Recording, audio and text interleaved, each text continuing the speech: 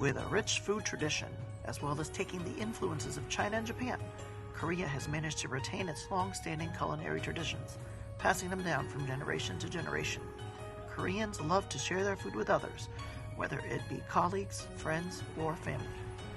We now depart Chicago and travel to New York City to visit with Jennifer Tao, a registered dietitian nutritionist and certified diabetes care and education specialist.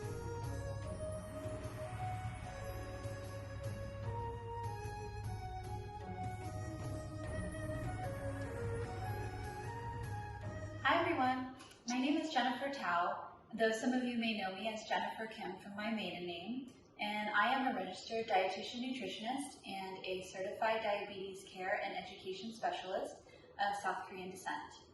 Today I'm going to be sharing with you a little bit about South Korean food and culture. Korean food is largely shaped by its geography and history. Korea is a peninsula that sits between China and the islands of Japan and was divided into North and South after the Korean War. As such, there is some influence and similarities with Chinese and Japanese food. We consume a lot of short grain white rice, legumes, vegetables, and seafood.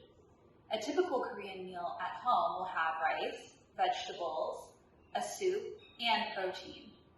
But instead of the soup being an appetizer that is served as at the beginning of the meal, it's served with the entree. Often, it can be made with fermented soybean paste, which is called 된장찌개, or kimchi, and that kind of stew is called kimchi-jjigae. Jjigae in Korean means stew, and it's usually shared with everyone at the table, whereas a tang or guk is soup, and that's served individually.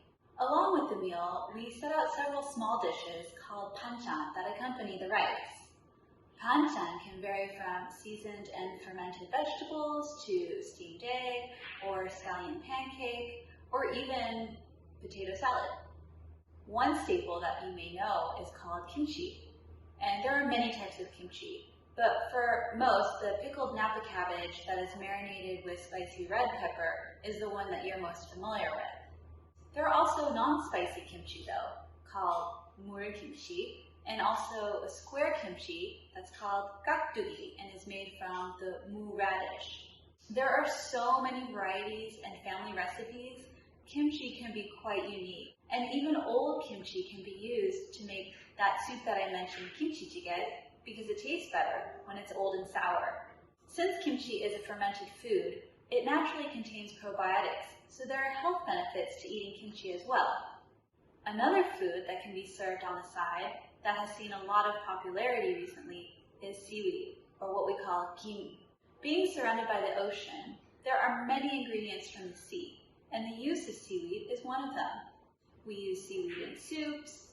A very common one is called miyeokguk, and that is seaweed soup that usually is given to women after childbirth to replenish nutrients, and it is also served at each birthday as a tradition. Seaweed also comes in sheets that we use to make kimbap, which is the Korean version of sushi. We put spinach, pickled daikon, carrots, beef, tuna, or imitation crab, and it's an easy-to-eat snack. Dry roasted seaweed now is popular, and I've even found it at places like Costco and Trader Joe's. It can be eaten alone as a savory snack, or just rolled with rice. Speaking of rice, sticky short grain white rice is usually served with each meal. Since South Korea tends to be health conscious, it is common to see rice mixed with barley, which is what we call poripap, or adzuki beans, which is called patpap, or a mix of grains and beans, chappap, to increase the nutritional value. We also ground that rice into a powder and make rice cake out of it. Rice cake comes in all different kinds of shapes and colors and can be put into a variety of things. It can be used in a soup called tteokguk, which are flat cylinder rice cakes, or rolled into cylinders. It's used in a spicy dish called tteokbokki that's been very popular. Special occasions such as the Harvest Festival or the Lunar New Year, wedding and birthday celebrations also include a special tteok, and that's rice cake that's made with red bean, or it can be filled with honey, sesame seeds, or mugwort root. There's so much I want to share about Korean food, but to end, I'll talk about Korean barbecue. Korean barbecue is actually more of a modern trend that came after the industrialization, when meat was more available. But many people are familiar with Korean food through going to a Korean barbecue restaurant. Meat is generally grilled and served in front of you.